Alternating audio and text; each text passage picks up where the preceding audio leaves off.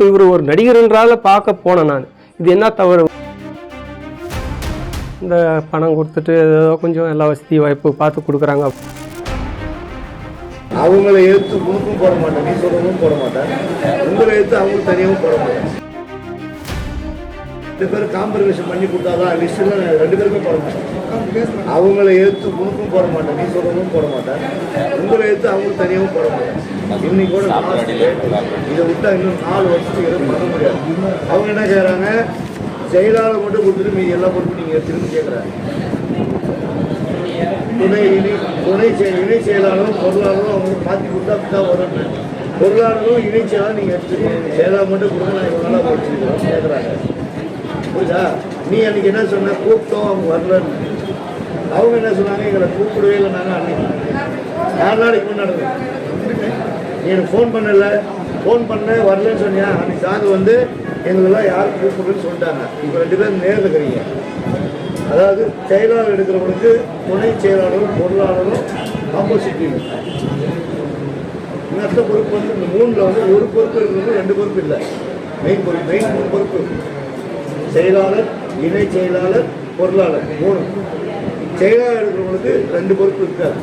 அது யார் வேணும் இருக்கட்டும், நான் பொதுவாக தான் சொல்கிறேன், யார்கிட்ட பேசலாம். அடுத்துக்கிற பொறுப்பு இருக்கிறது ஆளுக்கு பதிய கலந்து போட்டு டவுன் எல்லாரும் வேணும். சண்டை பிடிச்சிருக்காங்க, கை போட்டு ஒரு விஷயம் செக் பண்ணுங்க.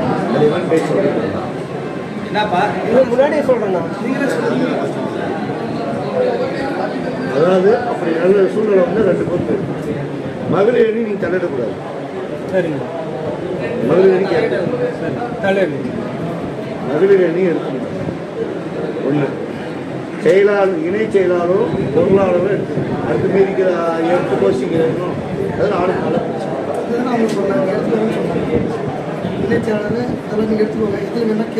எல்லாம் இதை தான் கேட்குறாங்க. எல்லாரும் செயலாளர் கேட்குறாங்க. யாரும் வீட்டுக்குள்ள கேட்டு போகல. யாருக்கு என்ன பதிவு என்னோட யார்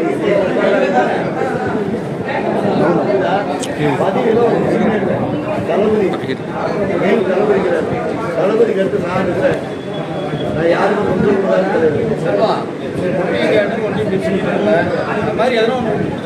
ஏதாவது 2 பொறுப்பு எடுத்துக்கோங்க.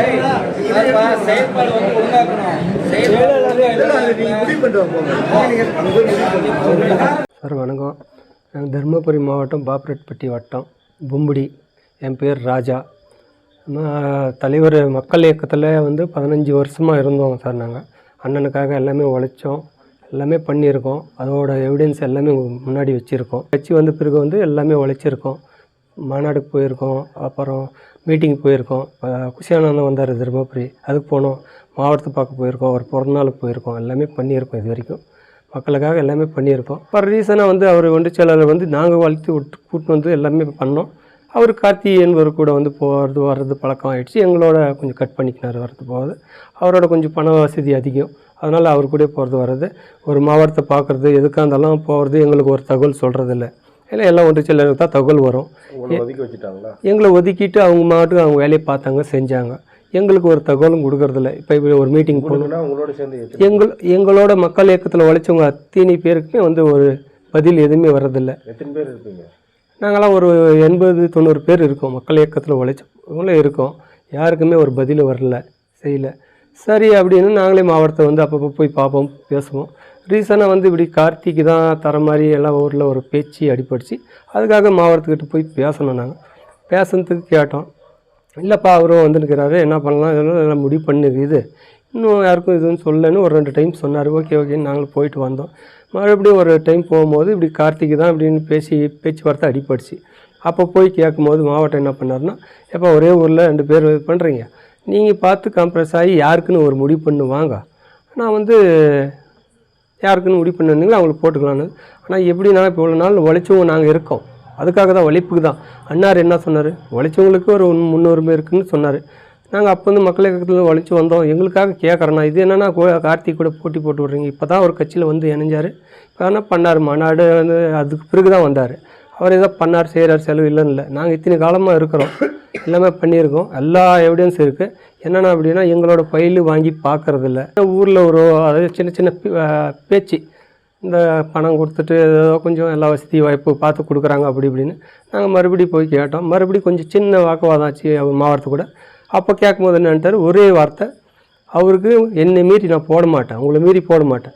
அதை மீறி நான் போட்டேன்னா நீ வந்து என்னை கேள்வி கேளு, நான் போட மாட்டேன், உனக்கும் போட மாட்டேன், 4 வருஷம் ஆகட்டும் 4 மாதம் ஆகட்டும் பெண்டிங் போடுறேன் அப்படின்னு மாவட்டம் சொன்னார். அதோட வீடியோ ரெக்கார்டிங் எங்ககிட்ட இருக்குது, அவர் வாயால் சொன்னது.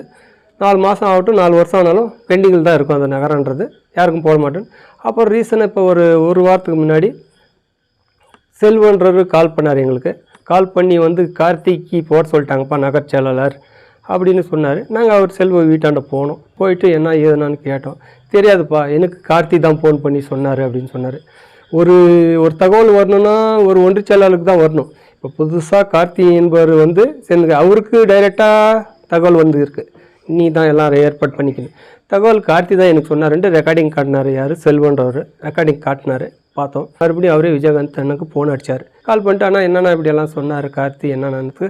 ஆமாம் மாவட்டம் கார்த்திக்கு தான் போட சொல்லிட்டாரு அப்படின்னு சொன்னார். அவர் ஃபோன்லேயே வந்து பேசும்போது விஜயகாந்த் அண்ணா அப்படியே சொன்னார், மாவட்டம் போட சொல்லிட்டாரு. கால் பண்ண மாவட்டத்துக்கு கால் பண்ணேன், ஆனால் இப்படி தான் வந்திருக்கேண்ணா அப்படின்னா. சொல்லுப்பா என்ன ஏது பண்ணார். ஆனால் இப்படி தானே சொன்னீங்க நீங்கள், 4 வருஷம் 4 மாதம் ஆனாலும் பெண்டிங்கில் வைக்கிறேன், யாருக்கும் போட மாட்டேன்னு சொன்னீங்க. இப்போ கார்த்திக்குன்னு அறிவிச்சிட்டுக்கிறீங்க சொன்னீங்களா நானத்துக்கு. இல்லைப்பா, உங்களோட வந்து விசாரணை பண்ண எல்லாமே செஞ்சேன், உங்கள் பேரில் வந்து கொஞ்சம் தவறான இது வருது, நீங்கள் திமுகவுக்கு வந்து உடனடியாக வேலை செய்கிறீங்களா, கட்சி கொடுத்தா கொஞ்சம் எல்லாம் நடக்காதுன்னு பேச்சுவார்த்தை அடிச்சு விசாரணை நான் போட்டேன், அதனால் கார்த்திக் போட்டுருச்சு, அதுக்கடுத்து நீங்கள் ஏதோ ஒரு பொறுப்பு வாங்கின்னு வேலை பாருங்கள் அப்படின்னாரு. இல்லை நான் எப்படி நான் பண்ண முடியும், கார்த்திக் இப்போ வந்தவர், நாங்கள் 15 வருஷமாக இருந்து உழைச்சி நான் எப்படின்னா கார்த்திக் பின்னாடி வேலை செய்ய முடியும், என்னோட சின்ன வயசு அவர், நான் போய் எப்படி நான் கார்த்திக் பின்னாடி வேலை செய்யணும் சொன்னேன். அதுக்கு வந்து இல்லைப்பா எல்லாம் முடிவு பண்ணிடுச்சு, என்ன பண்ண முடியும். மறுபடியும் நான் அதே இடத்துல வந்து விஜயகாந்தனுக்கு ஃபோன் அடித்தேன். ஃபோன் எடுத்து பேசினார், அவர்கிட்ட சொன்னேன். அவரும் இதே பதில் தான் சொன்னார், உங்களோட இதெல்லாம் வந்து விசாரணை கமிஷன் போட்டு பார்த்தோம், எதுவுமே வந்து எல்லாம் தவறாக சொன்னாங்கப்பா, அதனால கார்த்திக்கு முடிவு பண்ணிட்டோம் அப்படின்னு சொன்னார். எப்படி நான் கார்த்திக் இப்போ வந்தவருக்கு பண்ணிட்டீங்கன்னா நாங்கள் எல்லாம் இவ்வளோ உழைச்சது என்னென்னா உழைச்சது இல்லை, இப்போ பார்த்துக்கலாம் எதை செய்யுங்க, கார்த்திக்கு பின்னாடி வந்து நீ இளைஞர் வாங்கின்னு இருப்பா. திமுகவுக்கும் எங்களுக்கு தொடர்பு இல்லைங்கன்னா நான் வந்து ஒரு அன்னைக்கு எல்லா கட்சியுமே வந்து வேறு தான் ஓட்டு போட்டது.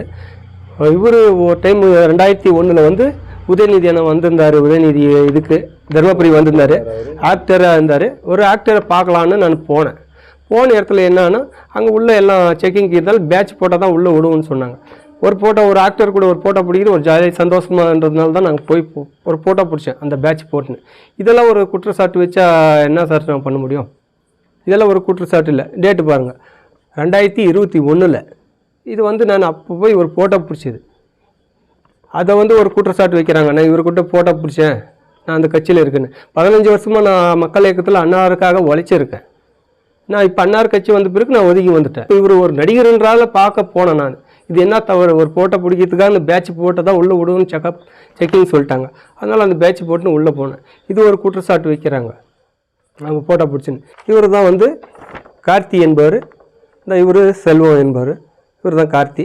ஏதோ ஒன்று இவர் மக்கள் இயக்கத்துலேருந்து ஒரே ஒரு ஃபோட்டோ காட்டுட்டோம், சரி அவங்க என்ன சொல்கிறாங்களோ நாங்கள் ஏற்றுக்கிறோம். அவங்க உழைச்சது மக்கள் இயக்கத்துலேருந்து விஜய்க்காக அண்ணனுக்காக ஏதாவது பண்ணியிருக்காங்கன்றது ஒரு ஃபோட்டோ காட்டும், அவங்க என்ன சொல்கிறாங்களோ அவங்க என்ன பொறுப்பு கொடுக்குறாங்களோ நாங்கள் ஏற்றுக்கிறோம். பணம் எங்கே இருக்குதோ அங்கே நடக்குதுங்க. நான் பணம் வாங்கிட்டாங்கன்னு குற்றச்சாட்டு எங்களுக்கு வந்து நாங்கள் பார்க்கல, சொல்ல முடியாது. இப்போ நடக்கிறது அப்படி தான் நடக்குது. பணம் எங்கே இருக்குதோ அந்த இடத்துக்கு வாய்ப்பு கொடுக்குறாங்க. 2023 அவரை குற்றச்சாட்டு சொல்லியிருக்காரு, அவருக்கு கொடுக்குறாங்க. நாங்கள் 15 வருஷமாக இருந்து உழைச்சிருக்கோம், எங்களுக்கு இல்லை. 2020 நாங்கள் வந்து நலத்துக்கு உதவி பண்ணியிருக்கோம், எல்லாம் பண்ணியிருக்கோம், எங்களுக்கு எதுவுமே இல்லை, முக்கியத்தொகை இல்லை எங்களுக்கு. ஆனால் அவரை வந்து அன்னார் சொன்னது உழைச்சவங்களுக்கு முக்கியத்தொகைன்னு சொல்லிக்கிறாரு. அதே மாதிரி நான் ஒரு வேண்டுதல் வேண்டிக்கிறேன். நான் எனக்கு தரல பரவாயில்ல, என் கூட உழைச்சவங்களுக்கு, சரி நான் தான் என் மேலே குற்றச்சாட்டு வைக்கிறாங்க, என் கூட உழைச்சவங்களுக்கு யாருக்கான அந்த பொறுப்பு கொடுக்கட்டும், நான் அவங்க பின்னாடி வேலை செய்கிறேன். உடனுக்குடன் தெரிந்து கொள்ள உடனே சப்ஸ்கிரைப் பண்ணுங்க.